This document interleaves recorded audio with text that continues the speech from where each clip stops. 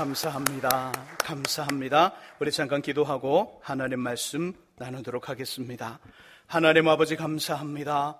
우리 시온 찬양도의 고백처럼 우리 삶 다하는 그날까지 구하고 찾고 문을 두드리며 주님과 늘 기도의 깊은 관계 속에 살아가는 우리 되게 하여 주옵소서. 이 시간 말씀을 듣고자 합니다. 성령님 우리에게 귀한 깨달음을 주시고 그 깨달음 그대로 삶의 현장, 믿음의 현장에서 살아가 실천하여 하나님의 약속들 우리 모두 다 보고 또 손으로 만진받은 놀라운 말씀들 되게 하여 주옵소서. 예수 그리스도의 이름으로 기도합니다.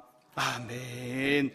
이 아침에도 하나님의 귀한 은혜와 은총이 우리 안에 가득하시기를 예수님의 이름으로 축원합니다. 이 마음으로요, 앞뒤 옆에 계신 분들과 함께 가장 밝은 웃음으로 참 잘 오셨습니다, 큰 은혜 받으시기 바랍니다라고 인사하겠습니다. 참 잘 오셨습니다, 큰 은혜 받으시기 바랍니다. 참 잘 오셨습니다, 큰 은혜 받으시기 바랍니다. 이제 서로를 보시고요, 이쪽은 저쪽을, 저쪽은 이쪽을 손 흔들며 인사하겠습니다. 참 잘 오셨습니다, 큰 은혜 받으시기 바랍니다. 참 잘 오셨습니다, 큰 은혜 받으시기 바랍니다. 우리나라 지도를 보면요, 제주도 이 전라남도 해노라는 곳이 있습니다. 해남에 초두 마을이 있지요. 이곳의 인구는 110명. 놀랍게도 모두 예수를 자신의 주님으로 고백하며 살아가는 성도들입니다. 1896년 목포에서 몇 명의 외국인 선교사님들이 이곳에 들어오셨지요. 오셔서 그들은 처음 초성교회를 세우고요, 마을 사람들을 전도하기 시작합니다. 한 집 한 집 방문을 하고 말이 잘 통하지 않지만 그들에게 복음을 전하고 그들의 삶들을 도와줍니다. 그리고 세월이 흘려 100년이 지난 지금 초두마을 주민들 모두 다가 예수를 믿는 크리스천이 되었지요. 마을 전체가 성도들이라 이 마을로 이사를 오는 사람 자연스럽게 또 믿음을 갖게 되고요, 이 마을로 시집을 온 여인들, 장가를 온 사이들 자연스럽게 교회에 다니게 됩니다. 마을에 있을 때마다 제일 먼저 기도합니다. 또 어디에 나들이를 갈 때도 차가 움직이기 전에는 반드시 기도하고 이들은 움직입니다. 마을 전체가 교회와 같습니다. 잔칫날요, 술병이 없어요. 결혼식에도 환갑, 칠순, 팔순 잔치에도 절대로 술병이 보이지 않습니다. 담배도 거의 피지 않습니다. 그래서 군 보건소가 이 마을을 건강실천 마을로 지정했지요. 현재는요, 두 곳의 교회가 있습니다. 처음 선교사님들이 세운 초성교회, 그리고 나중에 개척된 산이 제1교회가 있는데요, 두 교회가 한 번도 싸우거나 다툼이 일어나지 않습니다. 110년이 넘게 자란 믿음의 뿌리, 처음 선교사님 몇 분이 돌아와 그래서 복음의 씨앗을 뿌리고 그 믿음의 뿌리가 점차 자라면서 꽃을 피우고 열매를 맺어 지금은 모든 마을 사람들이 성도요 그리스도인이 되었습니다. 이처럼 믿음이 소중하고요 중요합니다. 믿음으로 충만하시기를 주님의 이름으로 축복합니다. 지난주 우리는요, 사도 베드로 선생님을 통해 주시는 하나님 나라의 합당한 성품, 신성한 성품에 대한 말씀을 나누고 있습니다. 우리 8가지였지요. 그 중에 첫 번째가 믿음입니다. 믿음의 근본, 믿음의 시작은요, 우리의 죄를 용서하시고자 십자가의 죄인으로 죽고 3일 만에 다시 살아나신 예수를 자신의 주님으로 믿고 영접하여 살아가는 것, 이것이 믿음의 시작이고 믿음의 근간입니다. 제일 중요한 믿음이지요. 이 믿음으로 저와 여러분들은 어떠한 모습과 어떠한 상황에서도 흔들리거나 무효가 되지 않는 하나님의 자녀, 구원받은 성도가 되었지요. 이 신앙, 이 믿음은요, 신앙의 여정에 단 한 번의 사건입니다. 반복할 필요가 없습니다. 어제도 예수를 믿습니다. 오늘도 예수를 믿습니다. 내일도 예수를 믿습니다. 이렇게 결단하지 않아도 돼요. 믿음의 근본, 믿음의 시작은 한 번 예수를 주로 믿겠다고 고백하고 결정하고 결단하고 말한 사람들은 반복할 필요가 없는, 점검하지 않아도 될 믿음의 모습입니다. 예수를 나의 주님으로 영접하여 살아가는 믿음, 믿음의 근간은 때로는 자꾸 반복적인 실수와 잘못을 범해도, 하나님께서 원하시는 삶을 다 살지 못해도 절대로 변하지 않는, 변할 수 없는 일이지요. 이것을 꼭 기억하시기를 주님의 이름으로 부탁드립니다. 그런데 믿음의 삶을 살아가고 믿음의 여정을 걸어가면서 자꾸만 우리 안에 아쉬운 마음이 듭니다. 뭔가 좀 부족하다는 생각을 가지게 되지요. 그 이야기, 왜 믿음의 삶을 살아가고 믿음의 여정을 걸어갈 때 자꾸만 부족하지, 자꾸만 이렇게 모자라지, 그런 마음을 갖게 하는 그 모습, 오늘 함께 나눌 믿음의 이야기가 그 궁금증에 답을 제공해 줄 것입니다. 우리 두 번째 본문을 찾아 읽어보죠. 구약성경 다니엘서 6장 19절에서 23절의 말씀입니다. 다니엘서 6장 9절에서 13절의 말씀, 구약 1244쪽에 있습니다. 우리 준비해주는 PPT, 우리 성경 본문 띄워주시면 됩니다. 구약성경 다니엘서 6장 19절에서 23절의 말씀입니다. 우리 같이 한 목소리로 읽어봅니다. 읽습니다. 이튿날에 왕이 새벽에 일어나 급히 사자굴로 가서 다니엘이 든 굴에 가까이 이르러서 슬피 소리질러 다니엘에게 묻되, 살아계시는 하나님의 종 다니엘아, 내가 항상 섬기는 내 하나님이 사자들에게서 능히 너를 구원하셨느냐 하니라.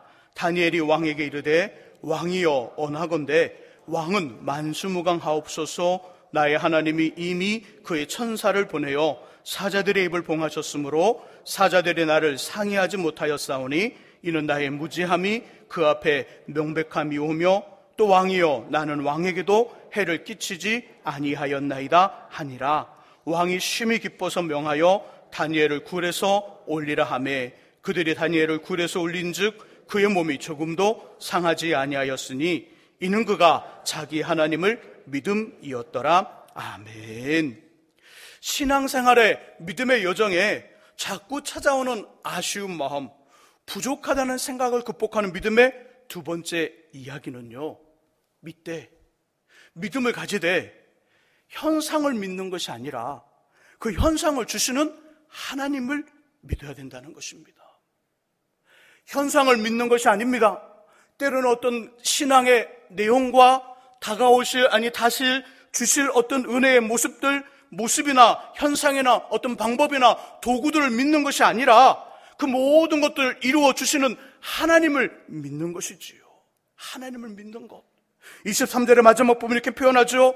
이는 그가 자기의 하나님을 믿음이었더라. 하나님을 믿음이었더라. 함께 읽은 본문은요, 다니엘이 만난 위기의 내용입니다. 다니엘이 만난 어려움이라는 것이지요. 바벨론이 메대라는 나라에 의해 멸망을 당하고요, 바벨론의 느부갓네살 왕에게 포로로 끌려온 이스라엘의 인재들 중 한 사람 다니엘. 이 다니엘은 새로운 나라 메대가 들어왔는데도 이전의 나라에서 맡았던 아주 중요한 중책 총리직을 여전히 합니다. 바벨론이 멸망을 했죠. 메대라는 새로운 나라가 일어났어요. 그런데도 이 다니엘은 바벨론의 총리직을 했는데도 이 메대라는 나라에서도 총리직을 여전히 합니다. 얼마나 성실하고 얼마나 충성스럽게 일들을 감당했던지 메대 나라의 다리우 왕은 다니엘을 무척 좋아하고요, 신뢰했습니다.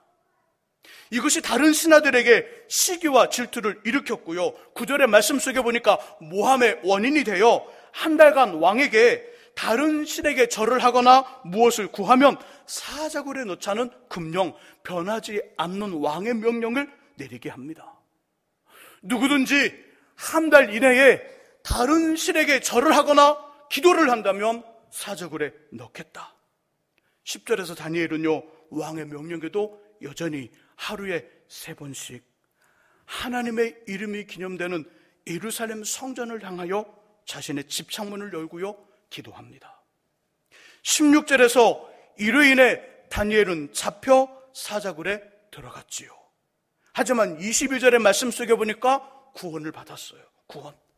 22절의 중간부분에 표현하기를 사자들이 나를 상해하지 못하였사오니, 사자들이 자신을 물거나 물어뜯거나 죽이지 않았다고 이야기합니다.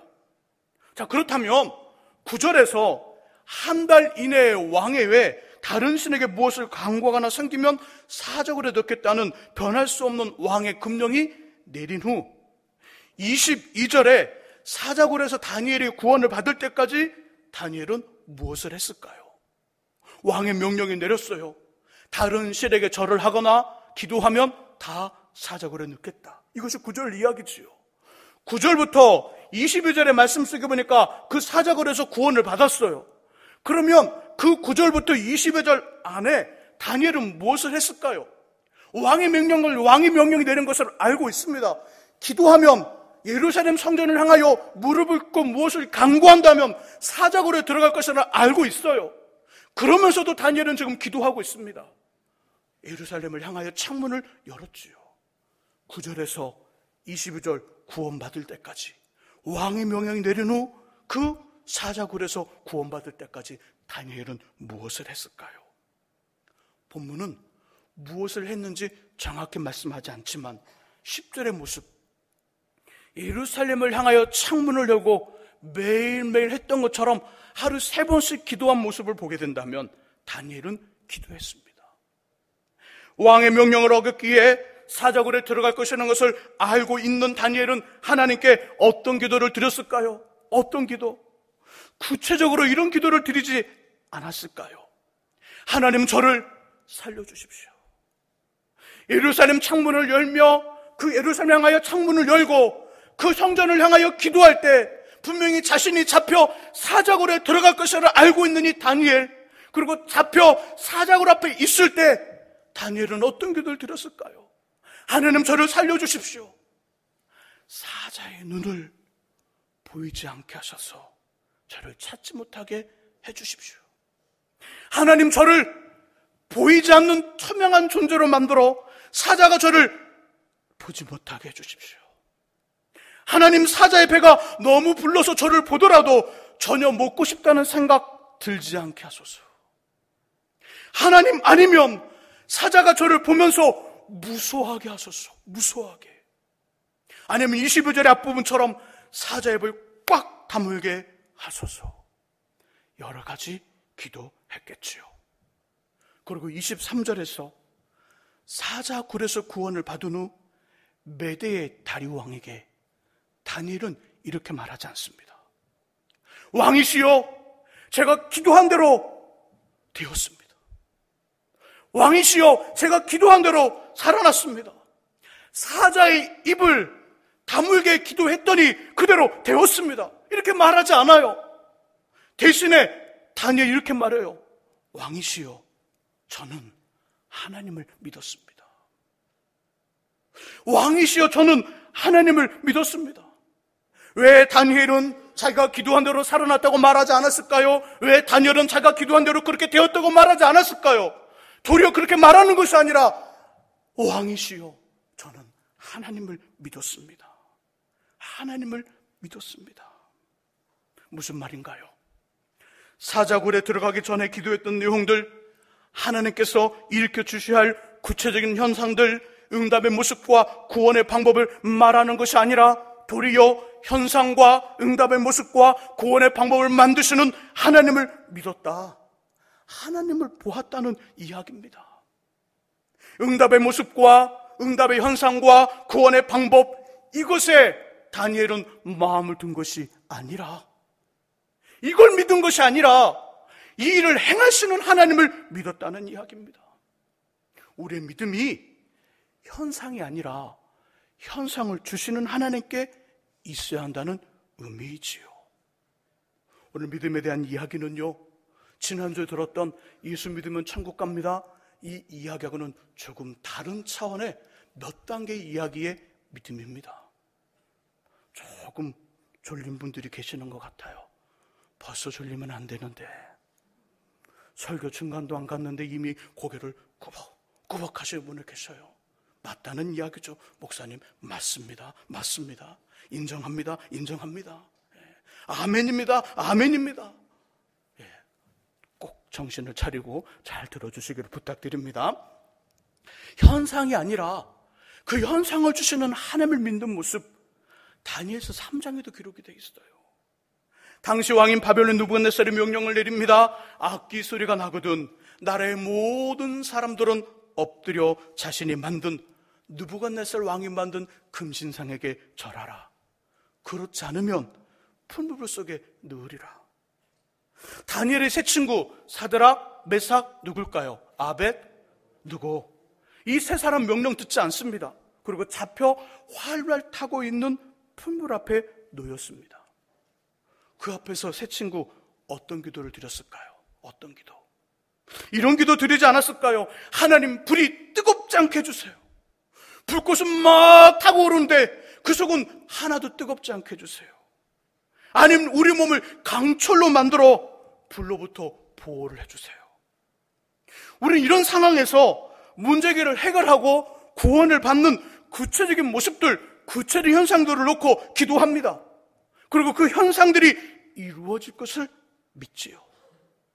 그 현상들이 이루어질 것을 믿으려 해요. 잘 믿어지지 않으니까 믿습니다, 믿습니다, 믿습니다라고 말을 하는 거예요. 믿어지면 말하지 않아요. 그냥 믿어지니까.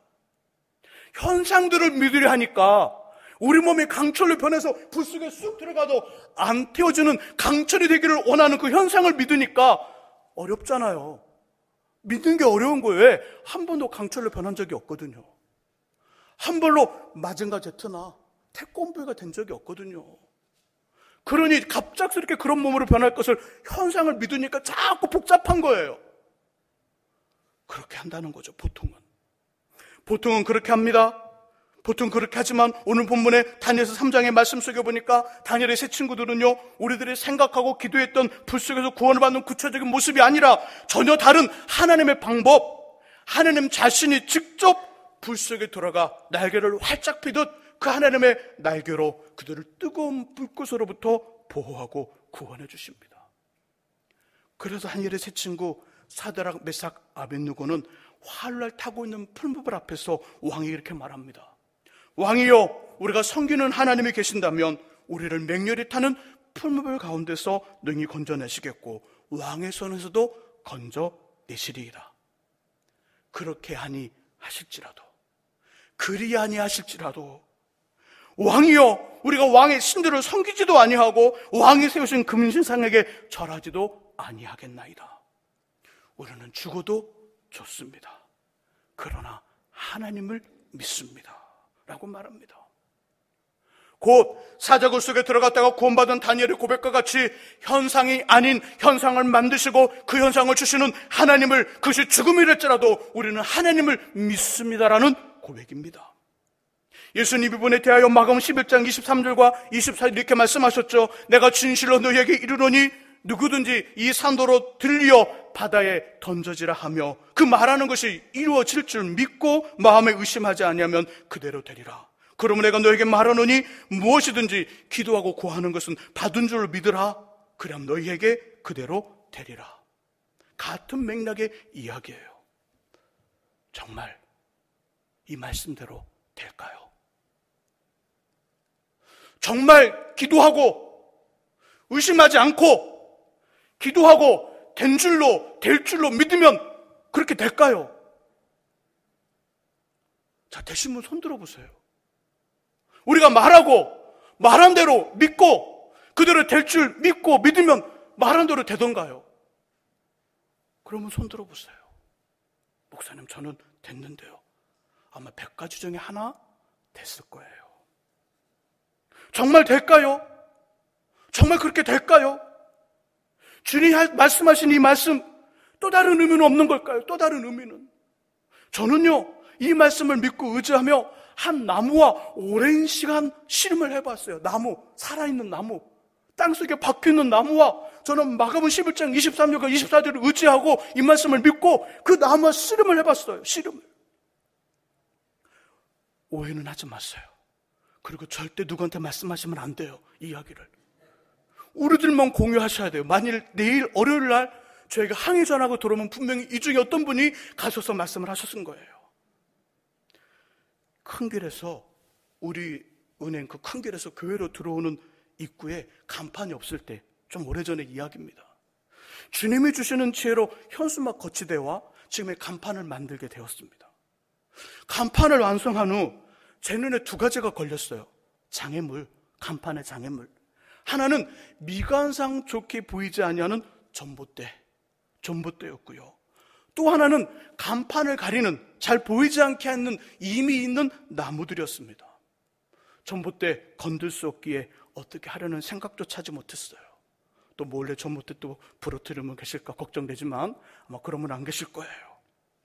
전봇대는 생각도 못했습니다. 이미 있는 나무들 중에 키가 큰 목련꽃은요, 목련꽃이 쫙 봄이 되면요 간판을 싹 가리고 꽃이 피어요. 꽃간판인지 아닌지 모를 때가 있어요. 근데 이미 그것은 우리은행인 빌딩 관리하는 분이 정리할 부분을 정리해라 말씀을 해줬어요. 그래서 간판을 가리지 않게 정리를 했습니다. 문제는 나무, 전봇대 옆에 심겨진 나무였어요. 교회 간판을 보이지 않게 가리는 것이었습니다. 하지만 나무가 우리 게 아니잖아요. 자를 수도 없고 뽑을 수도 없고, 몰래 확 뽑아서 밤에 버리면 거기 있잖아요. 주차 CCTV 있잖아요. 찍히니까. 그럴 수도 없고 방법이 없는 거예요. 야, 기도하자. 방법이 없으면 기도해야 되잖아요. 기도하고 말하는 것은 이미 될 줄로 믿으면 그대로 된다는 마가복음 11장 23절 24절을 의지해서 하나님 저 나무를 없애주세요. 교회 간판이 보이지 않아요. 하나님의 교회인데 하나님의 교회 이름이 보이지 않아요. 안 되잖아요. 하나님 먼저 잎이 마르게 하시고 굵은 줄기가 점점 이렇게 말라가게 하시고 뿌리까지 싹 빠져서 없어지게 해주세요. 기도했습니다. 말로 선포했어요. 내가 너를 예수 이름으로 저주한다. 막 이렇게 막 했어요. 매일 새벽에 교회 올 때, 갈 때, 일하고 일 끝나고 갈 때 하루도 빼먹지 않고요. 거의 1년 정도 그렇게 나무와 씨름을 했어요. 어떻게 되었을까요? 어떻게 되었을까요? 왜 말씀이 없으세요?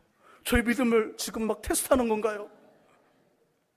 어떻게 되었을까요? 오늘 아침도 여전히 푸르게 잘 살고 있더라고요. 그럼 무엇이 문제지요? 기도한 저의 믿음이 약해서인가요? 아니면 중간중간에 의심해서인가요? 의심도 했긴 했습니다. 의심을 진짜 하긴 했어요. 아니면 말씀의 잘못인가요? 많은 고민을 했어요. 도대체 어디가 문제일까? 어딜까? 시간이 지나고요. 오늘 여전히 잘 살고 있는 나무를 보면서 이 부분을 깨닫고 정리했습니다. 주님이 말씀하신 마가복음 11장 23절과 24절의 의미는 기도의 내용, 그 내용이 기도한 대로 그대로 될 줄 믿는 것이 아니라는 것. 기도한 내용이 아니라 그 기도를 들으시고 응답하시는 하나님을 믿는 거라는 거지요. 하나님을. 말하는 것도 말한 것의 내용이 그대로 될 줄 믿는 것이 아니라 그 말을 받으시고 행하시는 하나님을 믿는 거라는 거. 말의 내용을 믿는 게 아니에요. 제가 말을 했습니다. 말의 내용이 그대로 될 줄 믿습니다. 기도했습니다. 기도한 내용이 그대로 될 줄 믿습니다. 이게 아니에요. 우리는 여기까지의 믿음이었는데 오늘 본문의 믿음과 그 첫 번째 믿음의 이야기는 그 이상, 그 뒷면에 감겨진, 그 뒷면에 숨겨진 그 기도를 들으시고 응답하시는 하나님, 그 말을 듣고 행하시는 하나님을 믿는 거예요. 하나님이 그대로 때는 그 이상으로 하실 것이라는 그 믿음을 갖는 것, 하나님을 믿는 거예요. 만약에 어느 날 간판에 있는 나무가 여전히 푸르게 잘 살고 있는 저와 씨름을 했던, 꿈쩍도 안 했지만 저와 씨름했던 나무가 태풍으로 해서 부러졌어요. 그래서 죽었다고 보세요. 자, 이렇게 된다면 태풍 때문에 없어졌어요? 이걸 기도의 응답으로 봐야 할까요? 기도의 응답으로? 말의 성취로 봐야 할까요? 이걸 하나님이 하셨나요? 태풍이 했나요? 갑자기 헷갈리죠. 왜냐하면 저는 한 번도 태풍으로 인한 해결을 말해본 적도 기도해 본 적도 없기 때문입니다. 하나님 태풍이 강하게 불어서 다른 건 괜찮은데 이 나무만 부러지게 해주세요. 태풍 불어 나무 부러지면 우리 간판도 쓰러지거든요. 그러니 제 기도는 당연히 태풍을 넣지 못하는 거죠. 한 번도 그렇게 기도해보지 않았어요. 근데 진짜 태풍이 불었는데 나무가 다른 건 다 괜찮은데 나무만 부러졌어요. 그도 뿌리째 뽑혔어요. 이렇게 뒤집혀서. 태풍이 얼마나 셌던지. 이거 기도 응답으로 봐야 돼요? 아니면 말의 응답으로 들어야 돼요? 아니면 하나님 하신 건가요? 아니면 태풍이 한 건가요? 우리 때 갈등하죠. 자, 누가 분명히 했죠? 하나님이 하셨죠. 이상하네요. 태풍을 누가 보내요 도대체? 그럼 누가 하신 거예요? 하나님 하셨잖아요.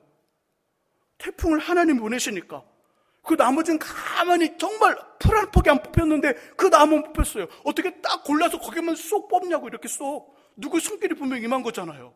누구의 손길이에요? 그럼 이걸 누가 하신 거예요?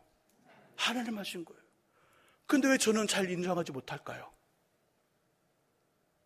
제 기도에 그 내용이 없었기 때문입니다. 제 말에 그 내용이 없었기 때문입니다.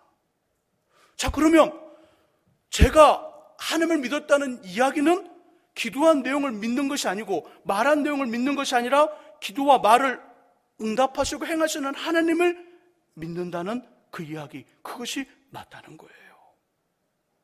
저 여러분들의 믿음이 현상이 아니라 현상을 주시고 응답을 주시며 이 일을 만들어 이루시는 하나님, 우리에게 언약과 약속을 주시고 그것을 성취하시는 하나님께 있어야 함을 이야기합니다. 현상이 아닌 현상을 주시는 하나님을 믿으시기를 주님의 이름으로 축복합니다.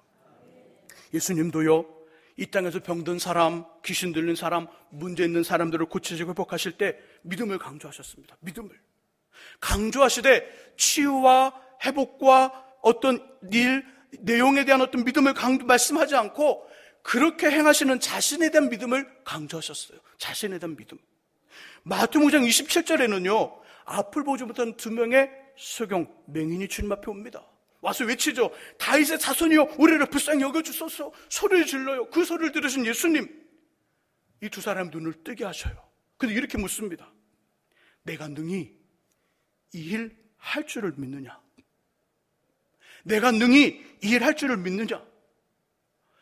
이 일을 이렇게 될 일을 믿느냐? 이렇게 묻지 아니하고 이 일을 내가 능히 할 것을 믿느냐? 내가 능히 이 일을 할 줄을 믿느냐? 그러면서 이 일에 대한 믿음을 강조하지 아니하고 그 일을 행하시는 자신에 대한 믿음을 강조하고 있습니다. 내가 능히 이 일을 할 줄을 믿느냐? 저와 여러분들의 믿음은 하나님이 이루시고요 행하시며 주시는 결과와 내용, 방법, 모습, 도구가 아니라 하나님 그 자체여야 합니다. 내가 하나님을 믿습니다. 하나님 행하실 일을 믿는 게 아니에요. 되어질 내용을 믿는 게 아니에요. 일과 내용을 이루시는 하나님을 믿는 거예요. 하나님을 믿습니다. 하나님을. 선하신 아버지, 완벽하신 아버지, 완전하신 아버지, 신실하신 아버지, 한계가 없으신 아버지 하나님을 믿는 하나님에 대한 믿음이어야 하지요. 그러면 고린도전서 2장 9절 말씀처럼 눈으로 보지 못하고 귀로 듣지 못하고 사람의 마음으로 생각해보지 못한 하나님의 놀라운 예비하심을 경험하게 될 줄 믿습니다. 하나님을 믿는 믿음, 예를 들어 이런 것입니다. 예를 들어 이런 것. 사업하는 분이 계시다고 보세요. 사업하는 분이 계시는데요, 어느 일에 경쟁회사와 입찰을 하게 되었습니다. 그래서 이렇게 기도하시지요. 하나님, 저 업체와 계약하게 하소서. 거래 금액은 얼마고요? 일을 하는 기간은 이 정도, 일하는 방법과 직원 날씨 등은 이렇게 해주세요. 이렇게 기도했어요. 그리고 그 믿음이 기도한 내용에 있다면 이런 현상이 될 겁니다. 이런 현상, 기도한 내용이 있다면 잘 되어 계약이 되었어요. 제일 먼저 찾아오는 마음 뭘까요? 마치 자신의 능력으로 그렇게 한 것처럼 생각합니다. 내가 잘했어. 내가 기도 정말 잘했어. 내가 기도했는데 정말 잘했어. 자신의 능력이 그렇게 한 것처럼 생각하는 교만과 자긍과 잘난 참과 다른 사람들을 우습게 생각하는 무시의 마음이 찾아옵니다. 반대로 잘 안 됐어요. 계약이 성사되지 않았어요. 그럼 어떤 마음이 찾아올까요? 큰 신망과 낙심과 좌절, 불신으로 하나님을 떠날 수도 있습니다.